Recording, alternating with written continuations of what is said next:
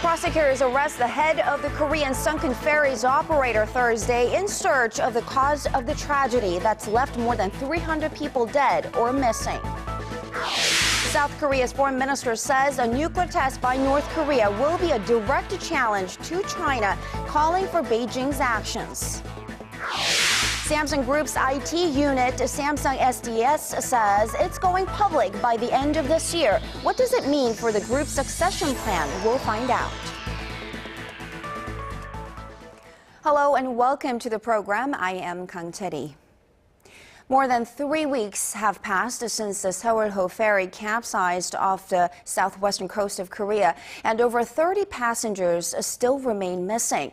As the search operations continue, investigations to find who is responsible for what is also in high gear. Kim Ji-yeon is joining us for more. Ji-yeon, the ferry operator of the sunken vessel will no longer be allowed to do business. That's right, Cherry. The Maritime Ministry says it will revoke the business license of the Cheonghaejin Marine Company. Earlier, the ministry had said that it would start the process after formal investigations proceeded against the ferry operator. But in light of recent developments which demonstrate negligence on the part of the captain and crew, Cherry, it's clear the ministry is not going to wait any longer. I see. Now, earlier today, actually, the head of the ferry operator, Kim Han-sik, that's his name, was arrested on multiple charges that include negligent homicide. That's right, Cherry. The prosecutors are trying to prove here that the ferry operator had knowledge of the vessel's problems, but continued to transport passengers and cargo for the sake of profits. The investigative team argues that the overloading of cargo on the Sewol ferry would not have been possible without the approval of the ferry operator's CEO. And the prosecution is trying to zero in on who is believed to be the de facto owner of this marine company for business irregularities as well. Absolutely, and his name is Yoo Byung-on. Arrest warrants were issued to key figures in connection to Yoo, including his second son who holds permanent residency in the United States. Prosecutors are seeking to force Yoo's son to come to Korea with the help of the FBI after he failed to appear for questioning a third time today. Now, shifting our focus a little bit here, there have been no additional bodies found for more than 24 hours now. Weather conditions are not helping. Right, Cherry. Search operations inside the ferry were suspended during most parts of the day due to strong currents. And so the search team operating in the air decided to expand their coverage to as far as 80 kilometers away from the ferry site over concerns that some bodies may have been carried away by the currents. And I mentioned this before, but it's really getting dangerous for all those involved in the search. More than 20 divers have been taken to a nearby hospital after showing symptoms of decompression sickness, a diver's disease that includes acute pain, raising calls for more measures to ensure the safety of the civilian search divers. All right, thank you very much, Ji-yeon, at the top of the story. And in the wake of the Sewol ferry incident, the Korean government has stepped up efforts to uphold stricter regulations to ensure the safety of passenger ferries operating in Korea. The Ministry of Oceans and Fisheries says it plans to expand an ordinance that was limited to only cargo vessels and foreign ships to include passenger ferries that have routes in Korea within the next 6 months. The measure was passed at the National Assembly late last month. The entire nation remains in a state of shock and grief over the Sewol sinking more than 3 weeks after the ferry capsized. But the place hit the hardest by the tragedy is, of course, Ansan, the city that most of the victims called home. Shin Se-min brings us the scene of the city still in mourning. A final trip around the school they once attended. For the 11th grade students of Tanwon High School who died in the Sewol ferry tragedy, this drive-through campus in a slow-moving hearse signifies their last visit. It's also meant to bring some sense of closure to the living who are grieving over the loss of so many young lives. Ribbons and countless notes adorn the fence outside the high school, letters and messages that read, "I'm sorry, please come home safely." It's hard to find anyone in the city of Ansan who doesn't know someone directly affected by the disaster. I came here to see those kids enter school in funeral hearses. I have a grandson who is a senior and attends the school. It breaks my heart to think of the suffering the teens and their families are going through. Gojandong is among the hardest hit neighborhoods in the city. The working class area, composed of simple brick apartment buildings, was home to 109 students that were on the ferry. What used to be a bustling school zone filled with groups of teenagers has changed.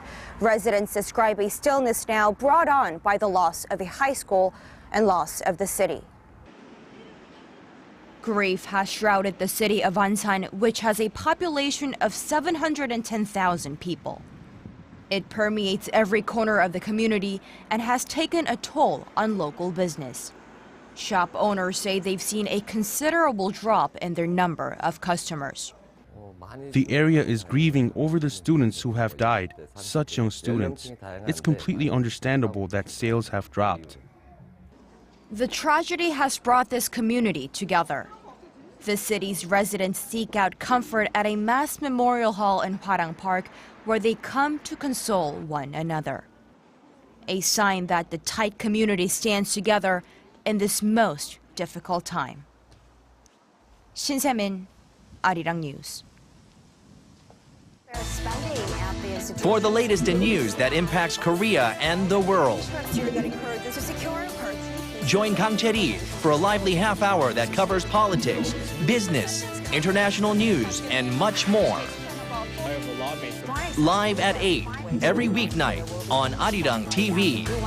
Human Rights Council headquarters in Geneva on Thursday, finding ways to persuade. The ruling and opposition parties each elected a new floor leader today, but the winners will have little time to celebrate. They now face the critical challenge of handling the National Assembly's investigation into the Sewol disaster and its aftermath. Choi Yoo-sun reports.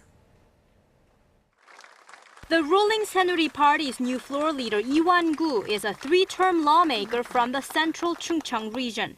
He is the first from the region to be elected party floor leader and is known to be a member of the faction close to President Park Geun-hye.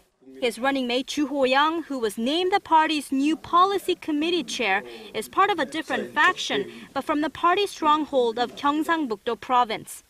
The duo faces zero competition as the only candidates who applied and were appointed without a vote on Thursday. Analysts say a consensus was likely formed within the party to endorse the Lee-ju team for a more balanced representation of various party factions.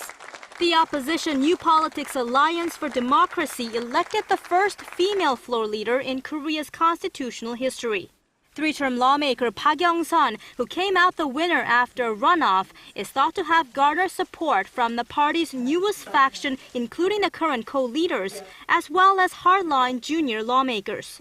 Park's electoral victory comes 2 months after the former Democratic Party merged with independent lawmaker An Cheol-soo's camp. Her political fame and hardline stance are expected to add vigor to the newly formed party.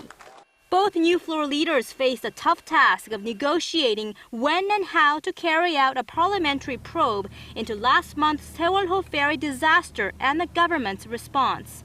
Lee of the ruling party said it may be too early for Parliament to investigate the accident, as the priority now is to find all of the missing passengers. He also vowed to work closely with the opposition on national safety. The opposition's Park, on the other hand, said she will push for an immediate investigation, adding that she'll openly cooperate with the ruling side, but also keep it in check on behalf of the people. Choi Yoo-sun, ARIRANG News.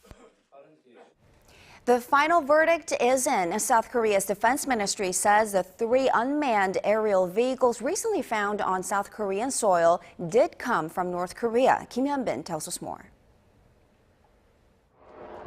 A joint South Korea-U.S. investigative team looking into the 3 unmanned aerial vehicles that were discovered in South Korea over a 2-week period starting in late March has stated definitely that they were sent from the north.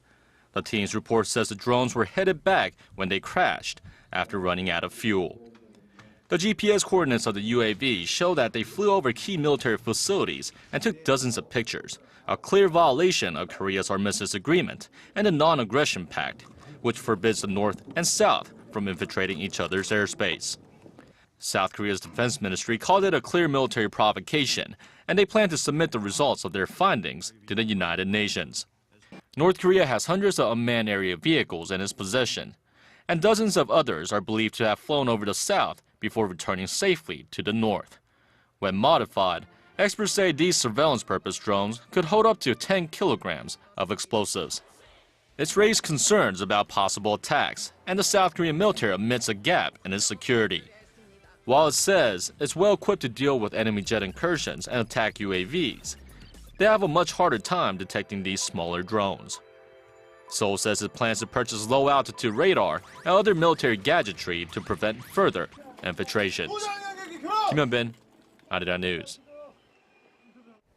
South Korea has once again warned North Korea against conducting a nuclear test, saying any nuclear test will be met with severe consequences. Song Ji-sun reports. If Pyongyang pushes ahead with a 4th nuclear test and defies the international community, it can expect swift and strong punishment. This was the gist of the South Korean foreign minister's warning to North Korea when he said the regime would pay the heaviest price in new sanctions.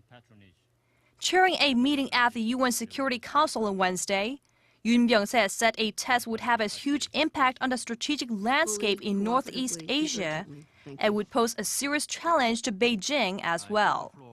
We must clearly warn North Korea that if it challenges the international community with another nuclear test, it will be met with the most serious consequences. At the same time, Yoon stressed Seoul wants to build a peaceful and new Korean peninsula through President Park Geun-hye's reunification drive. But Pyongyang continues to verbally attack President Park's initiatives. The North Korean daily Rodong Sinmun said Thursday that Park's ambition is only stirring the potential for war. It also says South Korean government was fooling the nation with a diabolical idea. Meanwhile, the U.S. confirmed Wednesday that Secretary of State John Kerry met with Wang Jia-rui, China's international director of the Communist Party. Wang, considered a key messenger between China's Communist Party and North Korea's Workers' Party, is believed to have discussed a possible resumption of the 6-party talks on North Korea's denuclearization. Song Ji-sun, ARIRANG News.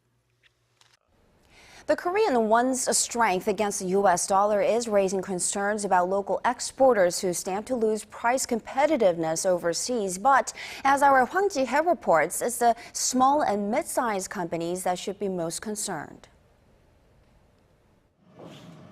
The Korean won continues to hover around its highest level in nearly 6 years, currently trading at the 1,020 level against the U.S. dollar.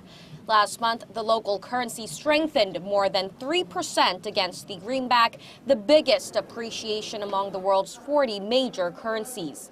While experts predict the Korean won to remain strong for the time being, with the nation's current account balance remaining in the black for a prolonged period of time, they believe that the impact on local exporters will be limited. I don't think it'll have that big an impact, but I do want to remind people that, well, during normal times, Korean won was always around $1,000 won per dollar. Right. Just before the Asian financial crisis, it was in the high 900s, and right before the global financial crisis, it was around 1,000. So it may be that the period we had for the last 4 years was sort of the abnormal period, and we were just getting back to normality. Experts say what's really worrying are the small and medium-sized companies that are not fully prepared for the changes in exchange rates. Well, the government, for the small and medium-sized companies, they instituted things like exchange rate insurance. Now, 2 problems. One is that it's not as widely known as it should be among small and medium-sized enterprises, so they don't take advantage of it.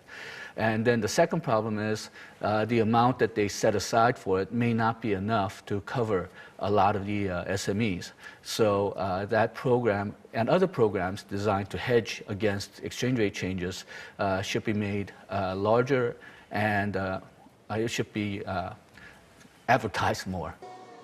With concerns lingering that the economic growth could be hurt by slowing private consumption due to the Sewol ferry disaster, coupled with the strong local currency, the government has announced it will hold an emergency meeting led by President Park Geun-hye on Friday. Hwang Ji, ARIRANG News. Korea's foreign currency reserves rose to an all-time high last month. The Bank of Korea said Thursday that the country was holding $355.8 billion of foreign currency as of the end of April, up $1.5 billion from the month before. It represents the 10th straight month of increase. The central bank attributes the trend to a strong euro and a rise in investment profits.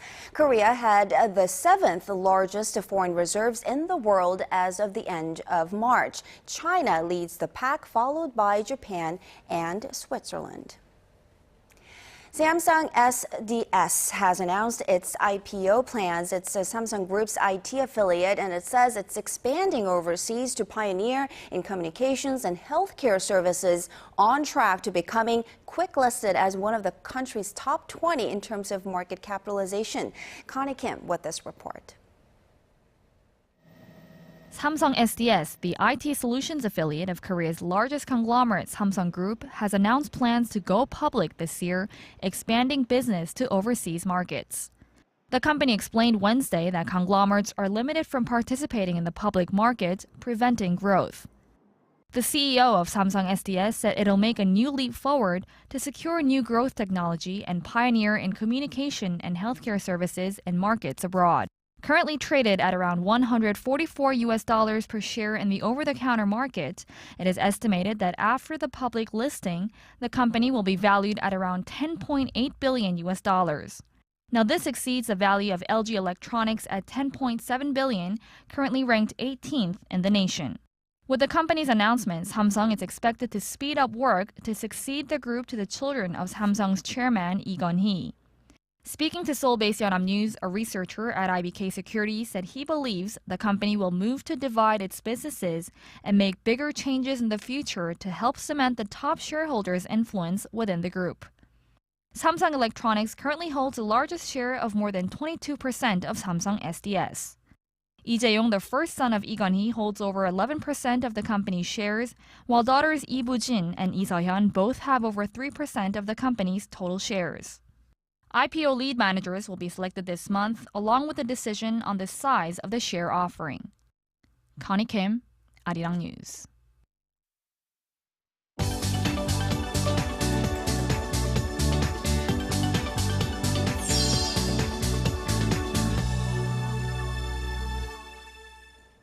Thousands are taking part in anti-government rallies across the Thai capital of Bangkok a day after Prime Minister Yingluck Shinawatra was ousted from power. With more on that and other international stories, we now go to Paul E. standing by for us at the News Center. Paul, fill us in on the latest. Well, there are heightened concerns of fresh political turmoil in the country on this Thursday after the courts ruled that Yingluck was guilty of abuse of power. But her supporters continue to root for her, while opponents say they will keep pushing for reform. Despite the increasing tensions, though, the government is pushing for elections in the next 2 months. Our Connie Lee has more. Ousted Thai Prime Minister Yingluck Shinawatra has been found guilty of corruption. On Thursday, Thailand's Anti-Corruption Commission indicted her over a controversial rice subsidy scheme. The case now goes to the Senate, and if she is found guilty there, Yingluck will be banned from politics for 5 years. All this comes a day after the Thai Constitutional Court ordered the Prime Minister and 9 cabinet members to step down for abusing power. Both sides of the government are now planning mass rallies in the coming days. But amid the political tensions, the government is pushing for elections set for July 20th. The government is working under the framework of the Election Commission. We realize the election is essential. The Election Commission also has its own duty to push for elections. Until the elections, Thailand's Commerce Minister has been appointed the acting Prime Minister. The political divide is clear. On Wednesday, about 1,000 anti-government protesters joined in on a march in Bangkok, welcoming the verdict that forced Yingluck to step down. She has never shown any responsibility as Prime Minister. She should have left a long time ago. I'm so happy that the court acted justly. Supporters of the ousted Prime Minister also gathered and said there would be no political vacuum in her absence. As there are growing fears of violent clashes, the U.S. has asked for a peaceful resolution, with the State Department urging all sides to resolve Thailand's political tensions in a peaceful and democratic manner so that the Thai people can choose political leadership they deserve. The latest ruling follows 6 months of political deadlock, where Yingluck's detractors have been trying to get her out of office. The ousted Prime Minister denies any wrongdoing. Connie Lee, ARIRANG News. And moving on to Hong Kong now, where a high-profile corruption trial has kicked off involving some of the state's most powerful businessmen. Paul, what are the charges? Well, 5 defendants are on trial in what is shaping up to become Hong Kong's biggest corruption case in the city's history. At the center of all this are Thomas and Raymond Kwok, 2 billionaire brothers who control Sun Hung Kai Properties, Asia's biggest real estate company. The others include Hong Kong's former Chief Secretary Raphael Hui, businessmen Francis Kwan, and Sun Hung Kai Executive Director Thomas Chan. They're facing 8 charges, including conspiracy, misconduct in public office, and allegedly taking more than $3.6 million in bribes. All 5 men have pled not guilty to each of the charges. According to authorities, Raphael Hui accepted unsecured loans and other perks worth millions of dollars through a number of financial entities while in office between 2000 and 2009. The court is scheduled to call in 82 witnesses, with a trial expected to last for 70 days. I see. Now, it's been over 3 weeks since more than 200 schoolgirls were kidnapped in Nigeria by the Islamist group Boko Haram. Paul, any progress on finding where these young students might be? The Nigerian government says it is doing everything in its power to locate and rescue the kidnapped girls, but it appears Boko Haram is still one step ahead. And it's this lack of progress that has outraged Nigerians and the international community. Thousands in the capital Abuja staged a protest on Wednesday, venting their frustration and demanding effective action from the government. Several other demonstrations are taking place across the country as it hosts the World Economic Forum. Aisha Sayad, who heads a local women's rights group, also urged the government to do more. I'm praying, and please asking them, please try more, and get these girls out. Get them out of those monsters, from these monsters, and please, I'm so angry because it's just too much. It's too much for a mother to go through this. This past week, the United States said Nigeria had accepted an offer of military and civilian experts to help locate the hundreds of girls who are being held captive. Britain says it is also sending a small team, while France and China have also offered assistance. In its latest act of violence, Boko Haram has been accused of carrying out another attack in Borno State, in which some 300 people were reportedly killed. I see. Now, certainly hoping for their safe returns. And staying in that region, South Africa has wrapped up voting in its 5th general elections. Paul, update us on the results. Well, many are saying the late President Nelson Mandela would be proud of his people. Officials are calling it a success, saying voting remained peaceful at over 22,000 polling stations across the country, despite fears of violence from right-wing extremists. The independent electoral election said there was a higher than expected voter turnout, with young and old alike allowed to cast their ballots into the early morning hours. You know, I feel so good. You know, democracy is exercising your right. And so taking South Africa forward, we need democracy. We need this kind of environment where people have got free political activity in the country, and you know, you've got the right to voice your concerns, without being worried about anything. According to the main electoral commission, the ruling African National Congress, or ANC party, has taken about 60% of the votes after a third of the ballots were counted on Thursday. The so-called Born Free election also marks the 20th anniversary of the end of apartheid in South Africa. Cherry? All right, thank you very much, Paul, for those updates, as always, and we'll see you back here in just about 2 hours.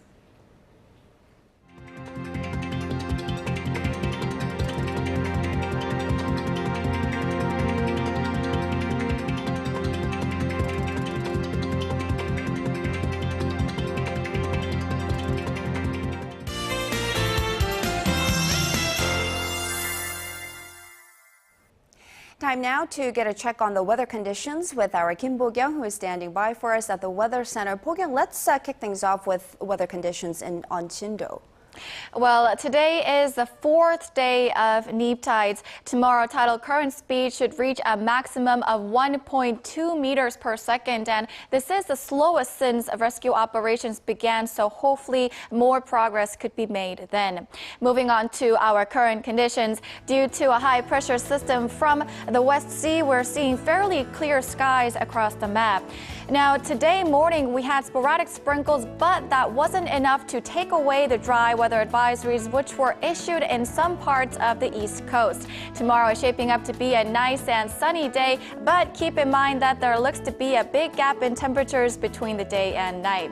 Looking ahead at Friday's readings, Seoul, Daegu, and Gwangju all hit the mid-20s, while Busan peaks at 22. Taking a look at other places, Jeju reaches 22 degrees, while Dokdo and Mount Kumgang top out at the mid-teens. Well, that's all for now, and tune in for more after 10. And that will do it for this edition of ARIRANG News. I'll be back with more at 10 p.m. Korea time. Thanks for watching.